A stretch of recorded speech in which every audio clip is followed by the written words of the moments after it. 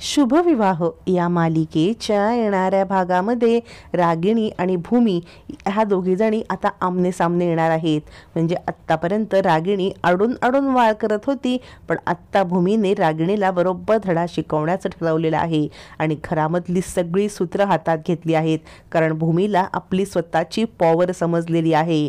भूमीला आकाशच्या बाबांच्या मृत्यूपत्रामुळे आपणच या प्रॉपर्टीच्या सर्व आहोत. प्रत्येक निर्णय घेण्याचा आपल्यालाच अधिकार आहे आणि आपल्या एका सहीने सगळं फिरू शकतं हे समजल्यामुळे आकाशच्या भल्यासाठी, आकाशच्या हक्कासाठी भूमी आता रागिणीला रडवणार आहे. सगळी सूत्र हातात घेत भूमीने अभिरागिणीचा पर्दाफाश करत बरोबर दोघांनाही धडा शिकवत आपल्या पायाशी लोळवलेला आहे. आणि प्रॉपर्टीच्या पेपरवरती सही घेण्याचा रागिणीचा डाव पूर्णपणे फ्लॉप होत भूमीने आता खूप मोठा धमाकाच केलेला आहे. इकडे रागिणी अभिला सांगत असते, हे बघ अभि, आता ही घरात आलेली आहे आणि आकाशची तब्येत बरी नसल्यामुळे इतक्यात तरी आई तिला काही घराबाहेर काढणार नाही. वकिलांना सांगून ताबडतोब पेपर मागवून घे. अभि म्हणतो, काळजी करू नकोस, ऑलरेडी पेपर आलेले आहेत, पेपर माझ्याकडे आहेत. रागिणी सांगते, मग वाट कसली पाहायची? त्या भूमीला आत्ताच्या आत्ता धडा शिकवण्याची ही वेळ आहे. आत्ताच्या आत्ता सह्या घेऊ, मग तिला कधी आणि कसं घराबाहेर काढायचं याचं प्लॅनिंग नंतर करू. पण सध्या तिला घराबाहेर काढायच्या आधी सह्या घेणं महत्त्वाचं आहे. कारण आईचा कधीही राग भडकू शकतो आणि ती भूमीला कधीही बाहेर काढू शकते. त्यासाठी आपल्याला आता सावध राहायला पाहिजे. असं म्हणत रागिणी आता सगळे पेपर आपल्या ताब्यात घेऊन भूमीच्या सह्या घेण्याचा प्लॅन करत असते. अभिरागिणीला मदत करत असतो. आता मात्र इकडे भूमीच्या हातामध्ये आकाशच्या बाबांचं मृत्यूपत्र लागलेलं असतं आणि ते मृत्यूपत्र आकाशच्या हातात येताच आकाश त्यातले सगळे क्लॉज सगळ्यांच्या समोर वाचायला लागतो. भूमीने मुद्दामच ते आकाशला वाचायला दिलेलं असतं. आता मात्र आकाश ते मृत्यूपत्र वाचताना रागिणी एकदम हादरते आणि म्हणते, आकाश, हे तुला कुठे सापडलं? आकाश सांगतो, आत्तू तुझ्या कपाटात. आता मात्र अभि आणि रागिणी यांच्या पायाखालची जमीनच सरकते. या मूर्ख मुलाला हे कुठून सापडलं? आता आपल्या प्लॅनचे 3-13 वाजणार. राजा काका म्हणतात, पण आकाशच्या बाबांचं म्हणजे जनार्दन महाजन यांचं मृत्यूपत्र तुझ्याकडे कसं काय रागिणी? ते आजीच्या ताब्यात हवे ना? पौर्णिमा विचार करते, आता काय नवीन गडबड झाली? म्हणजे आता जर का खूप मोठा धमाका झाला तर माझी पण हक्कलपट्टी की काय? त्याच्यावरती आता घरातले सगळेच अस्वस्थ होतात की जनार्दन महाजन यांचं मृत्यूपत्र रागिणीच्या इकडे आलं तरी कसं? आकाश म्हणतो, हे बाबांचं आहे ना? अभि गडबडतो आणि आता सगळ्यांच्या बदलणारे हावभाव भूमी नोटीस करत असते. रागिणी म्हणते, आकाश, ते आण इकडे. आकाश म्हणतो, पण आत्तू. याच्यावर रागिणी म्हणते, आकाश इकडे आण. याच्यावरती भूमी सांगते, आत्या 1 मिनिट. आकाशला वाचू देते मृत्यूपत्र. अभि विचार करतो, नक्कीच हिच्या डोक्यामध्ये काहीतरी प्लॅन चालू आहे म्हणून ही इतक्या कॉन्फिडन्सली आईच्या विरोधात केली. रागिणी म्हणते, भूमी, तुझ्या डोक्यात काय? भूमी म्हणते, मी सांगते आत्या, हे मृत्यूपत्र आकाशला तुमच्या इथे सापडलं आणि याच्यानुसार या सगळ्या प्रॉपर्टीला हँडल करण्याचा अधिकार हा फक्त माझा आहे. आकाश सांगतो, सायकल राणी, तू सगळ्या ह्या कंपनी हँडल करणार? अभि म्हणतो, काय मूर्खपणा आहे का? कंपनी हँडल करणं साधं सोपं वाटतं का? मृत्यूपत्राप्रमाणे जर करायला गेलो तर अख्खी कंपनी डुबून जाईल. याच्यावरती भूमी सांगते, कंपनी अशी तशी डुबवायचा प्लॅन सुद्धा तयार आहेच की. रागिणी म्हणते, भूमी, तू काय बोलतेस? मग तिकडे भांडणं करण्यासाठी पौर्णिमा येते.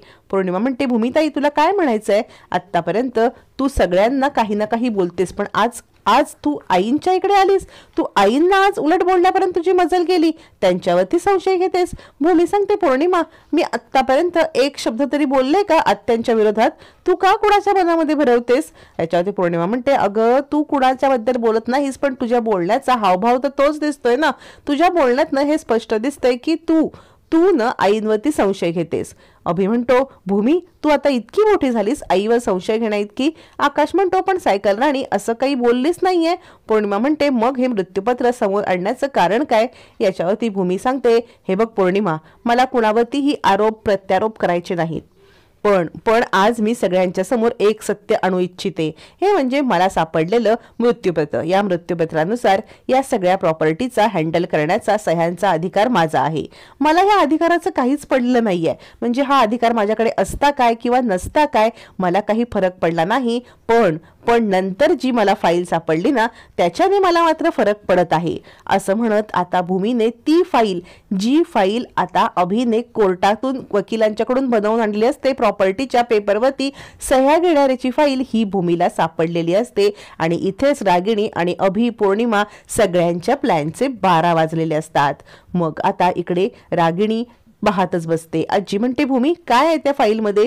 पौर्णिमाला समजतं की हे पेपर प्रॉपर्टीचे आहेत. ती म्हणते, काही नाही आजी, ही भूमी ना बदला घेते. म्हणजे आकाशला ज्या वेळेला हिने किडनॅप केलं ना, आपण हिच्या विरुद्ध कंप्लेंट केली ना, त्याचा बदला, दुसरं काही नाहीये.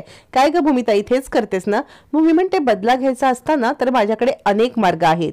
पौर्णिमा म्हणते, ती फाईल दे, बस कर तुझी नाटकं. पण भूमी पण तेवढ्याच हट्टाला पेटलेली असते आणि ती म्हणते, खबरदार पौर्णिमा, फाईलला हात लावलास तर फाईलमध्ये जे आहे ना सत्य ते मला सगळं समोर आणायचं आहे.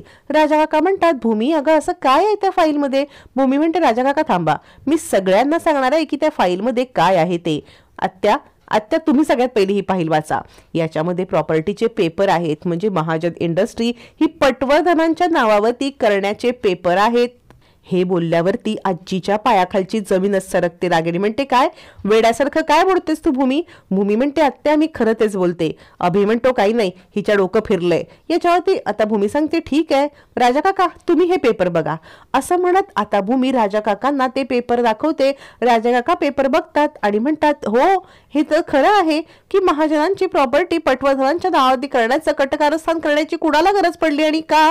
आता सगळ्यांच्या नजरा अभिकडे जातात. अभिने आतापर्यंत जे कारस्थानं केली असतात त्यानुसार अभिच हे करू शकतो हे सगळ्यांना पटतं. आजी म्हणते, अभि अरे तुला जे हवं होतं ते मागायचं होतं रे. तू पण माझा नातू होतास, मी तुला उचलून दिलं असतं. त्यासाठी हे करायची तुला गरज नव्हती. का वागलास तू असं? दरवेळेला हे वागून तुला मिळतं काय? मागच्या वेळेला पैशाची अफरातफर केलीस तेव्हाच तुला माफ केलं, ही आमची चुकी झाली.